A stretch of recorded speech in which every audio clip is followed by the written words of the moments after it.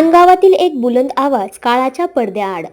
ठाणगावच्या खाद्य संस्कृतीत महत्त्वाची ओळख असलेल्या प्रसिद्ध हॉटेल केदार टी हॉटेलचे मालक कैलासवासी आप्पासाहेब केदार यांच्या वयाच्या 88 वर्षी वृद्धापकाळानं निधन झालं असून आप्पांना भावपूर्ण श्रद्धांजली. हिरामन आगिवले. आज आपल्या ठाणगाव गावावर एक व्यावसायिक गेल्याने शोककळा पसरली असून तरी देखील मी या दुःखातून आप्पाबद्दल 2 शब्द लिहून श्रद्धांजली अर्पण करत आहे.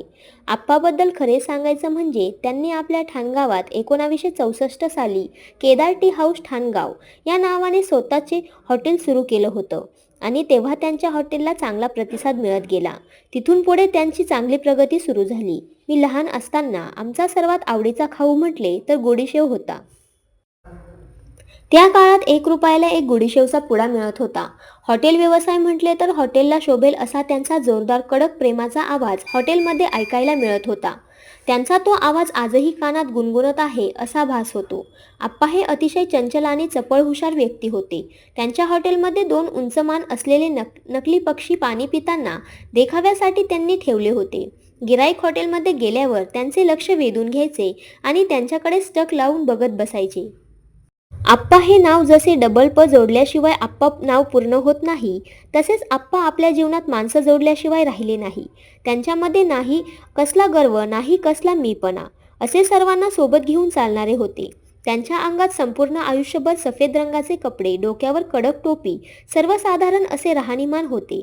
आप्पा हे सुरुवातीपासून अगदी मन लावून काम करत होते.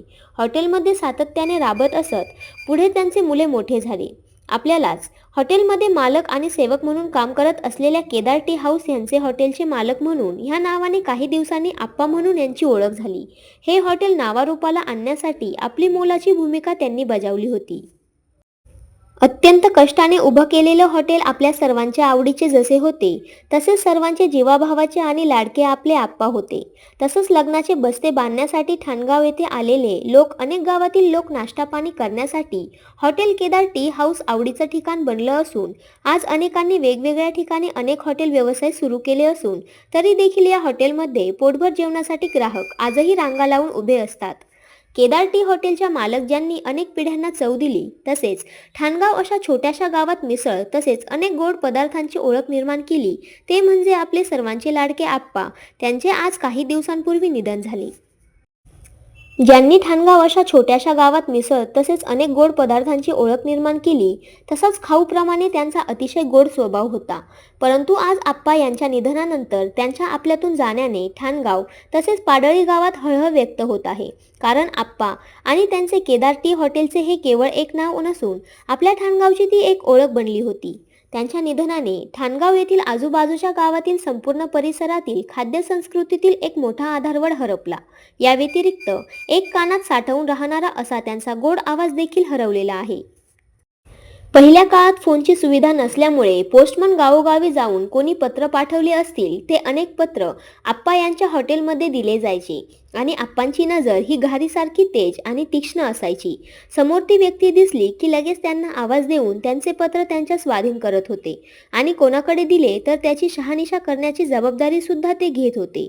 म्हणजे सर्वांची काळजी करणारे आपले असे जबाबदार आप्पा होते. म्हणून आज त्यांच्या जाण्याने संपूर्ण गावोगावी हळहळ व्यक्त होत आहे. त्याचप्रमाणे त्यांच्या आठवणी आमच्या स्मरणात कायम राहतील.